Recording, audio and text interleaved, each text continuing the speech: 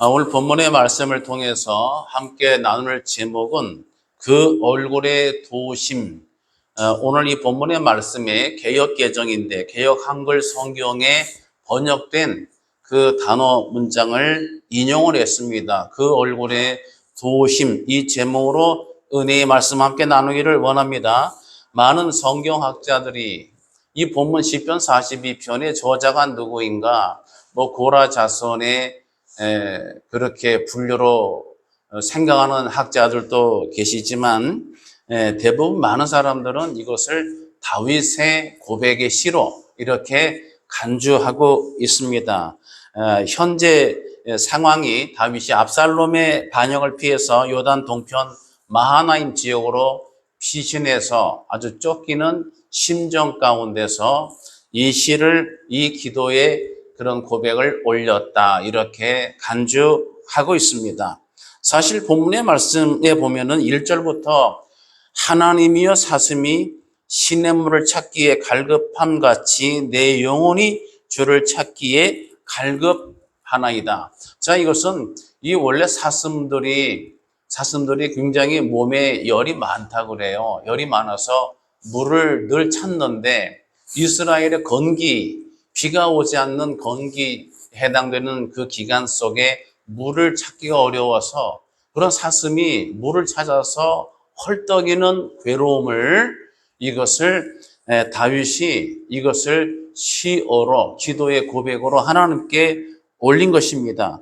여기서 보면은 이 시인이, 이 다윗이, 시편 저자가 이런 사슴에 목말라서 물을 찾는 것처럼 애가 탄 심정으로 아주 고갈된 상태, 그리고 쫓기면서 그 인생에 있어서 아주 어려운 위경에 처해 있다는 것을 우리가 생각해서 우리가 봐야 될 대목입니다. 정말 어려운 상태에서 오직 하나님만이 나의 피난처가 되시고 이 물을 찾아 헤매는데 나의 생수가 되시는 분은 여호와 하나님이시라고 하는 거죠. 하나님만이 나의 삶의 근거가 되시는, 내 삶의 기반이 되신다는 것을 철저히, 환경의 어려움과 내 하나님에 관한 소망이 함께 맞물려져 있는 동전의 앞면과 뒷면과 같은 기가 막힌 그런 위경 상태에 놓여 있습니다.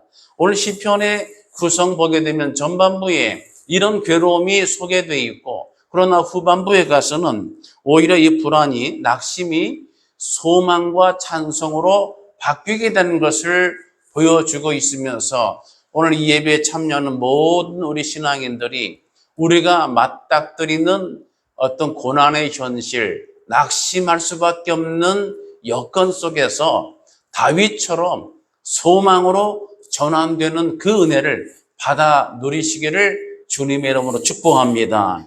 자, 먼저 이 다윗이, 시편 저자가 낙심하게 된 상황, 먼저 낙심해서 그가 괴로움을 소개합니다. 종일토록 사람들이 내게 하는 말이 내 하나님이 어디 있느냐 하오니 내 눈물이 주야로 내 음식이 되었도다.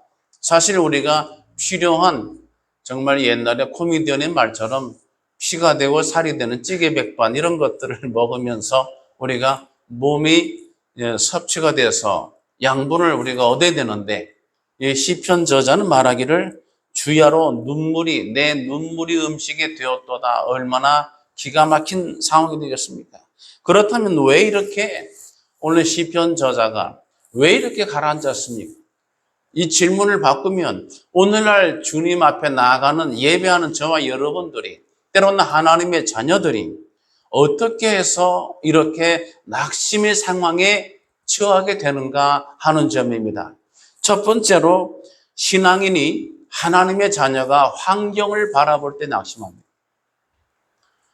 하나님을 바라보는 대신에 내 주변 환경을 바라볼 때 낙심한다 이 말이죠.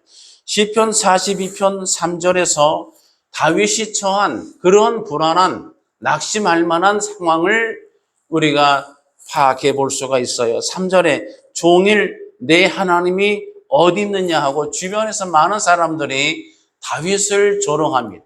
다윗을 비난합니다. 그 다음에 7절에 보게 되면 모든 파도와 물결이 나를 휩쓸었다고 고백을 합니다. 한마디로 사람의 인간적 환경이나 내가 처한 파도와 물결로 표현된 물리적 환경이, 즉 어떤 심리적 환경이나 물리적 환경에서 하나도 쉬운 것이 없다고 하는 거죠. 이런 환경 속에 둘러싸여져 있습니다. 성경에 신약에 보면 베드로가 풍랑을 뚫고 바다를 걸었던 사건이 기록되어 있습니다. 그가 두려워서 물에 빠지게 됐습니다. 그러나 앞서서 그가 물 위를 걸었던 것도 있었다는 것을 생각을 해봐야 됩니다. 그렇다면 그가 물 위에 빠졌을 때나 물 위를 발로 밟고 걸었을 때나 그가 처한 바다는 똑같은 동일한 환경입니다.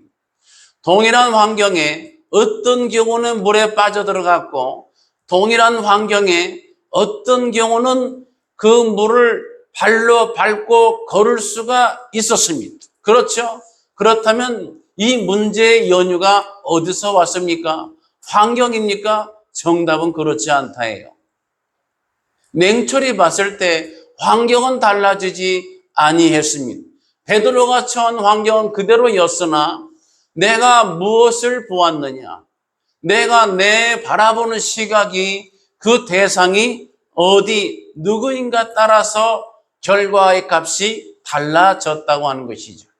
주님을 바라봤을 때는 물 위를 걸었고 이 환경을 바라봤을 때는 그가 물속에 가라앉을 수밖에 없었습니다.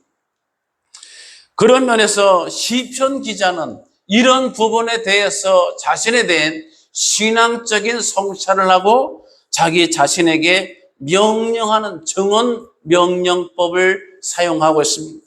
내 영혼아, 내가 어찌하여 낙심하며 어찌하여 내 속에서 불안해하는가? 이러한 말씀이 4절, 5절, 11절, 43편 5절 계속 반복되고 있습니다.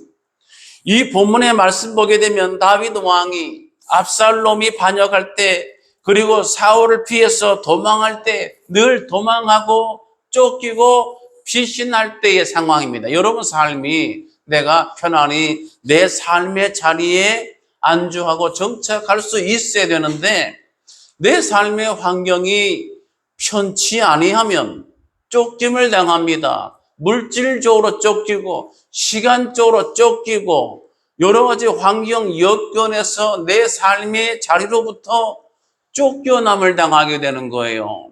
내 삶의 주인이 내 삶의 장소가 나의 장소여야 되는데 미안하게도 내 환경이 어렵게 되면 내 삶의 자리로부터 내가 박탈당하고 그 장소가 더 이상 나의 장소가 되지를 못하게 된다고 하는 거죠. 이건 기가 막히게 슬픈 환경이에요.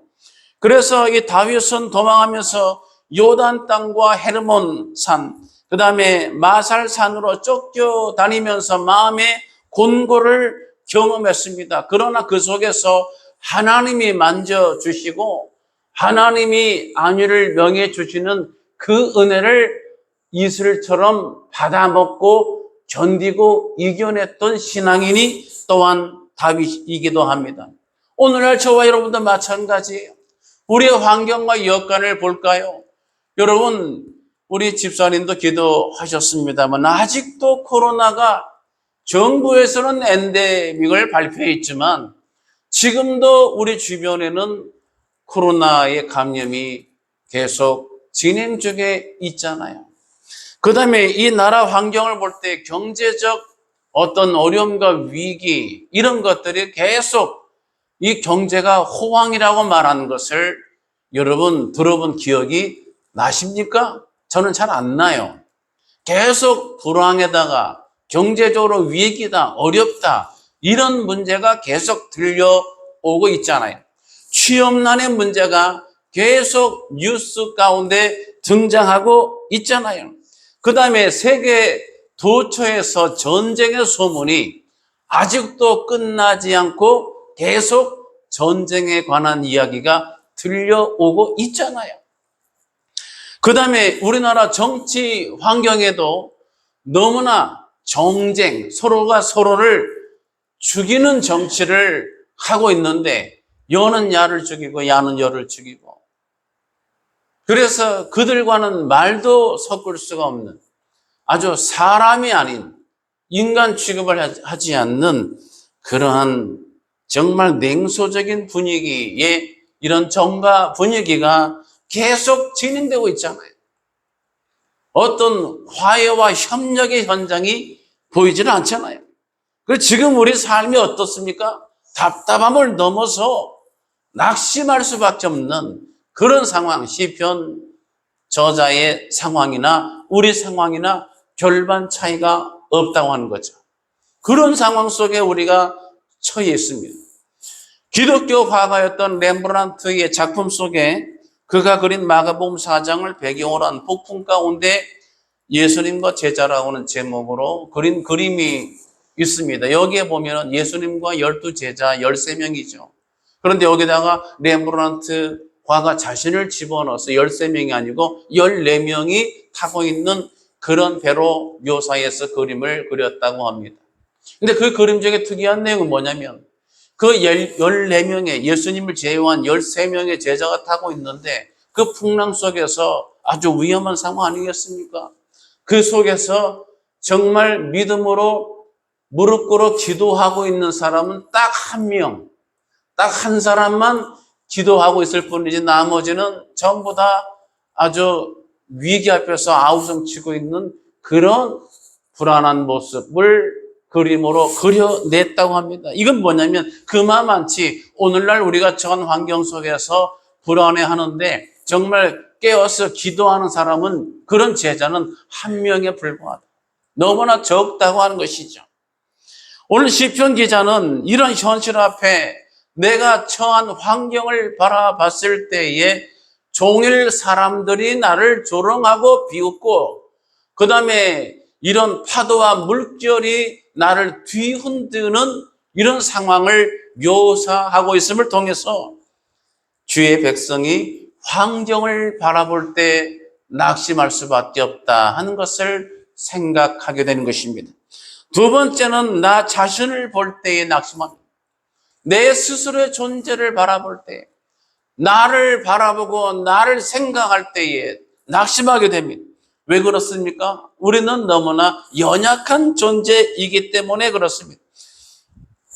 시편 103편 14절 보게 되면 저가 우리의 체질을 아시며 우리가 진토임을 기억하신다. 제가 종종 인용하는 말씀이기도 합니다. 우리는 이렇게 근본 약하기 때문에 속에서 불안할 수밖에 없습니다.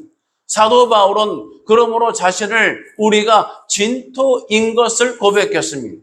우리는 정말 이런 진토, 우리는 토기에 불과하고 이러한 토기 그릇 안에, 진토 안에 그리스도의 보배를 담은 존재라고 그렇게 설명하고 있지 않습니까? 시편에 보게 되면 102편 6절 7절에 다윗은 자기 자신을 바라볼 때 얼마나 비천하고 비참했는지 이렇게 표현을 했습니다. 나는 광야의 올빼미 같고 황폐한 곳에 부엉이 같이 되었사오며 내가 밤을 새우니 지붕 위에 외로운 참새 같으니이다. 내 자신의 처지를 바라보니까 정말 황량한 광야의 올빼미, 부엉이. 왜냐하면 이거는 사람들이 함께 교제하고 대화하고 만나고 존중이 여김받는 것과 상치되는 그런 상황입니다. 아무도 없는 그런 황량한 숲속의 어두운 밤에 거기에 지새우는 올빼미, 부엉이, 그 다음에 지붕 위에 애처로운 참새.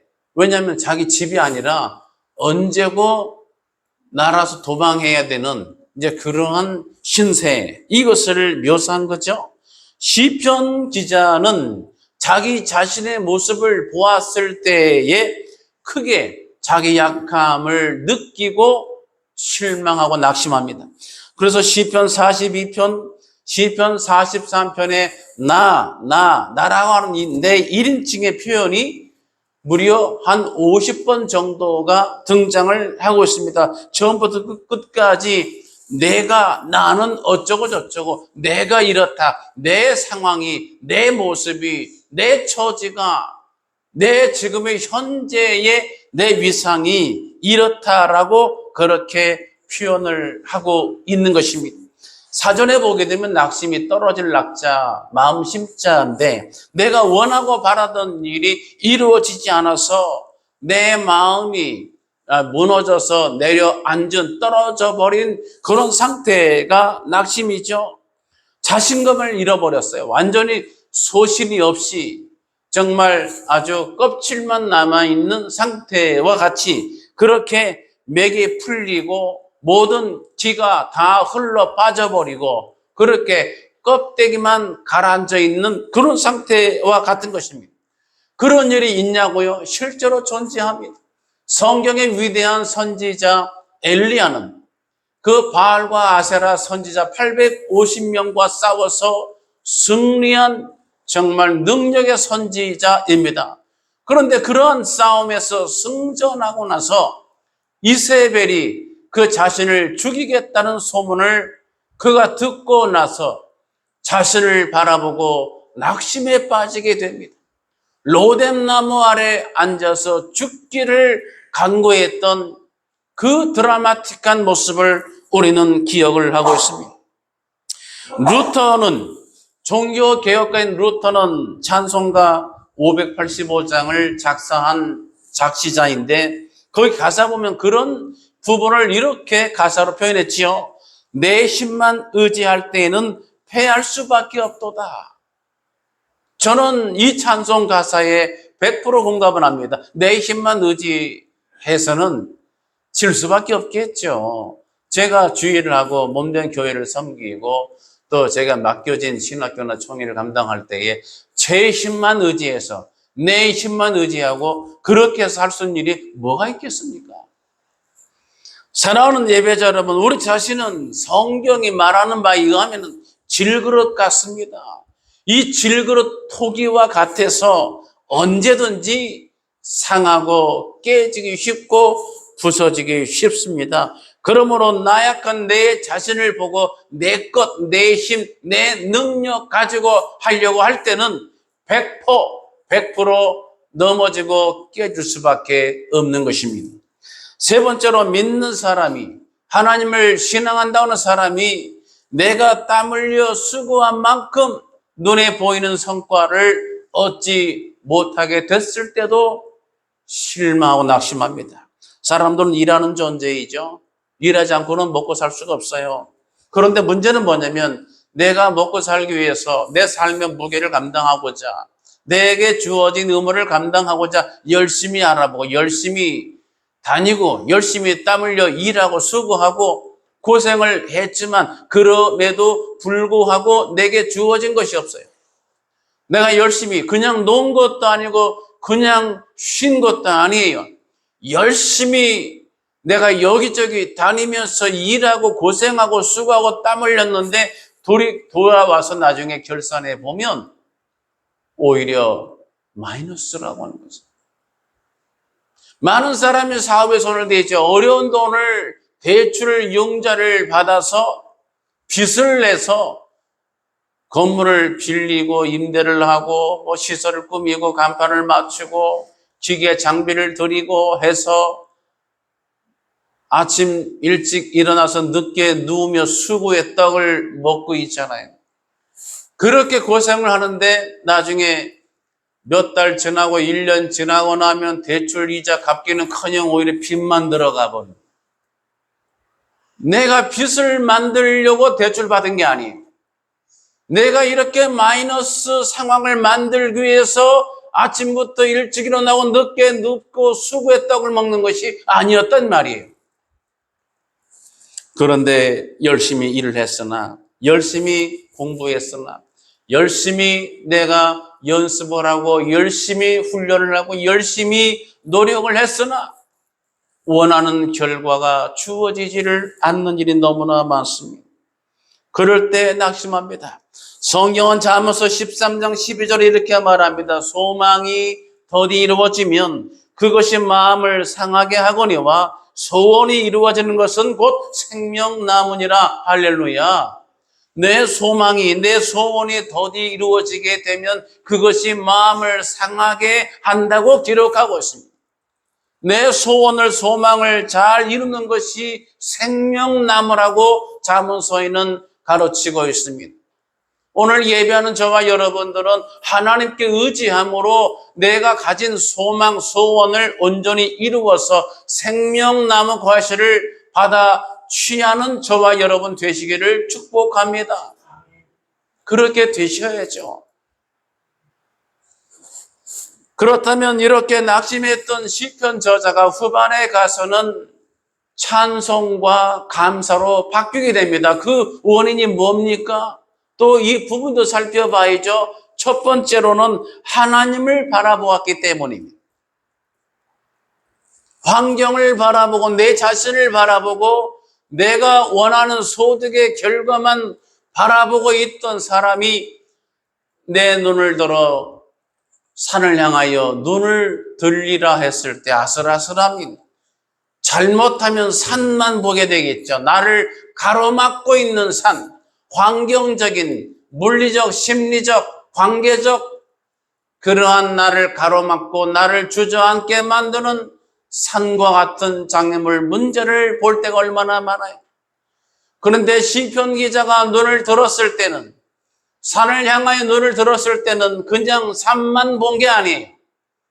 숲만 보고 나무를 보고 숲을 보지 못하고 숲을 보고 산을 보지 못하는 게 아니라 그 산을 바라보면서 산 너머에 있는 하늘을 바라본 줄 믿으시기 바랍니다.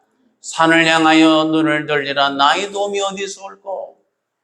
천지를 지으신 여호와에게서로다. 할렐루야. 천지를 지으신 산은 1차적 장애물은 분명히 산과 같지만 그 산 너머 위를 바라보니까, 기도의 눈으로 더 위를 바라보니까 천지를 지으신 여호와 하나님이 내 삶의 기반이고 힘이 되시고 계심을 깨달을 수가 있었다고 하는 것이죠. 성경에 보면은 시편 기자가 이렇게 고백을 합니다. 시편 42편 5절에 내 영혼아 내가 어찌하여 낭망하며 어찌하여 내 속에서 불안하여 하는고.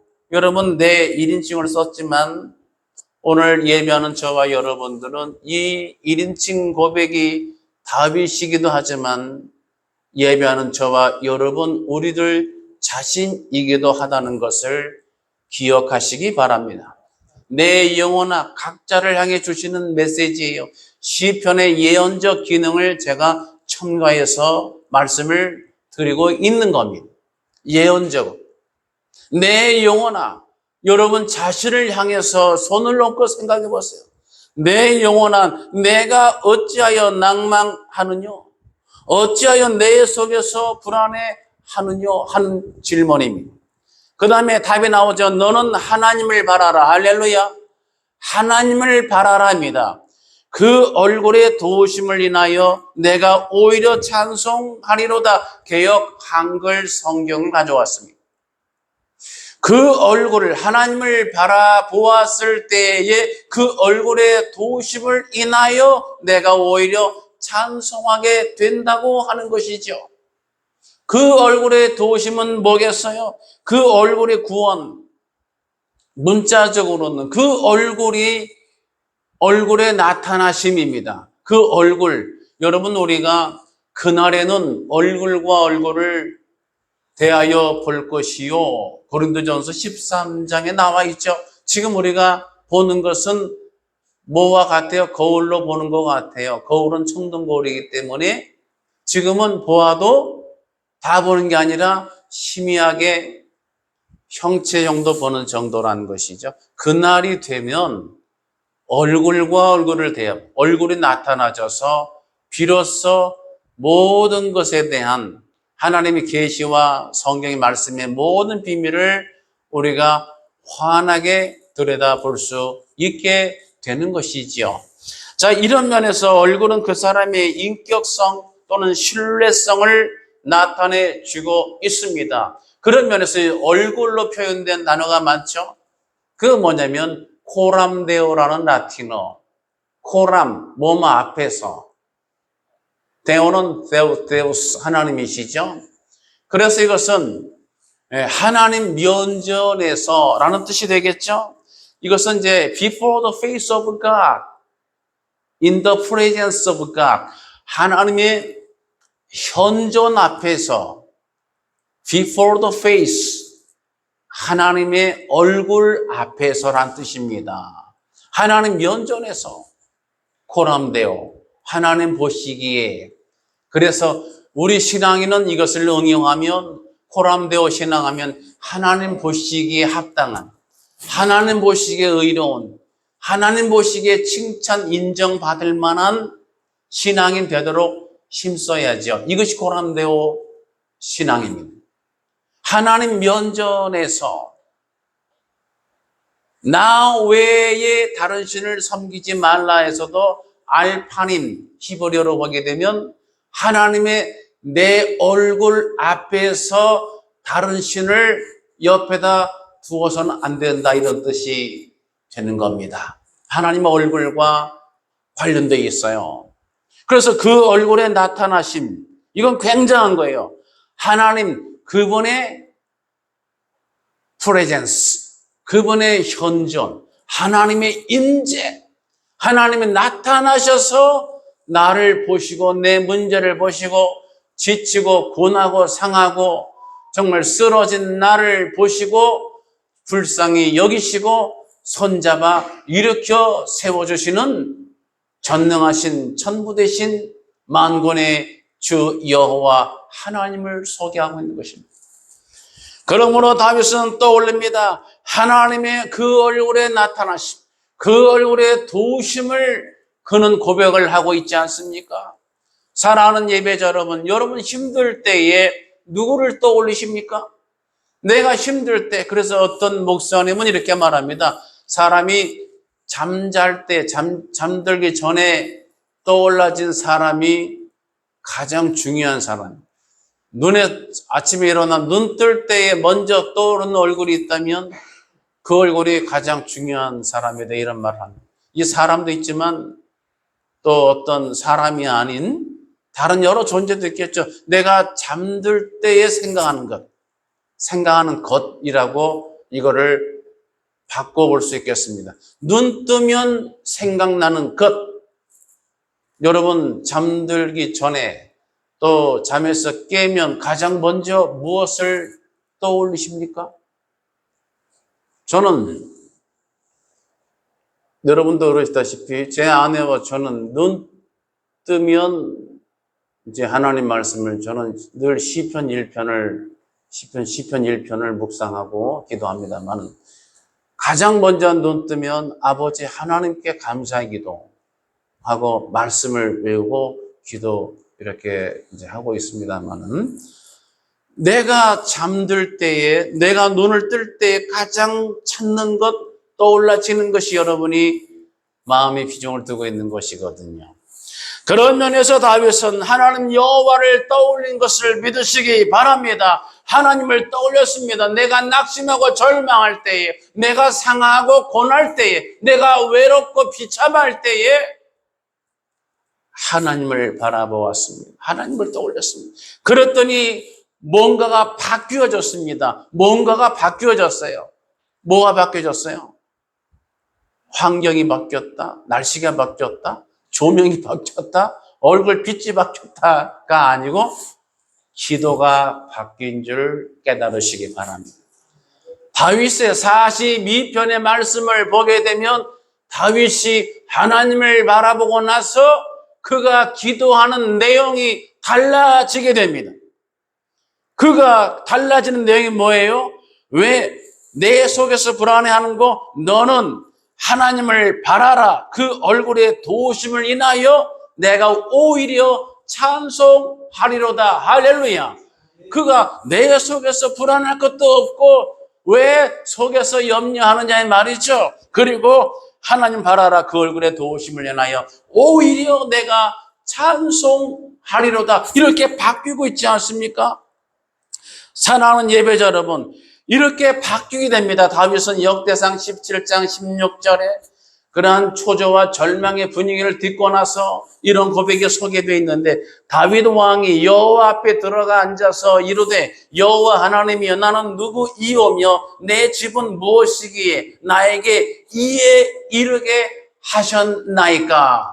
시편 8편에서도 인자가 누구간데 이토록 권고하시나이까. 할렐루야. 내가 누구간데 이토록 나를 존대해 주시고 생각해 주시고 권고해 주시고 나를 인도하시고 나를 도와주시는 것입니까? 정말 감사의 고백이잖아요.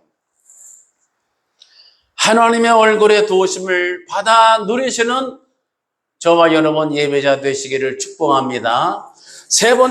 두 번째로는 소망을 하나님께 드린 것입니다. 소망을 하나님께.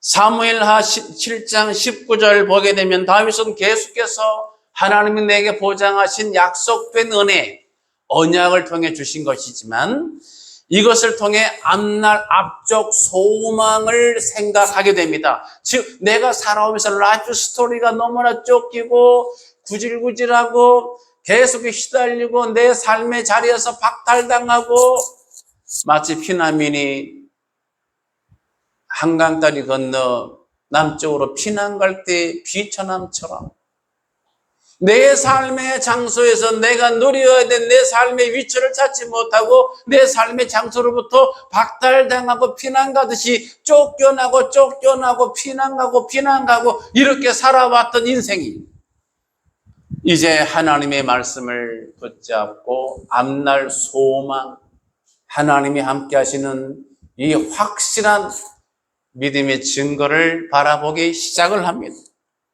그래서 사무엘하 7장 16절 보면 이런 말씀이 있어요. 내 집과 내 나라가 내 앞에서 영원히 보존되고 내 왕위가 영원히 견고하리라 하셨다 하라.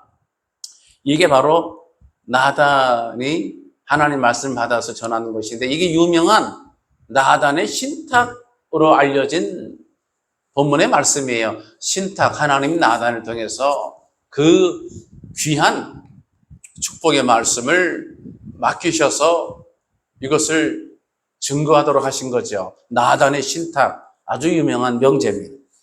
사무엘하 7장 19절입니다. 주 여호와여 주께서 이것을 오히려 적게 여기시고 또 종의 집에 있을 먼 장래 일까지도 말씀하셨나이다. 주 여호와여 이것이 사람의 법이니이다. 나단의 신탁의 말씀을 듣고 다윗이 고백한 거예요. 먼 장래에 있을 우리 종의 집에 있을 먼 장래 일까지도 말씀하셨다고 하는 걸 고백하고 있고 주 여호와의 이것이 사람의 법이니이다.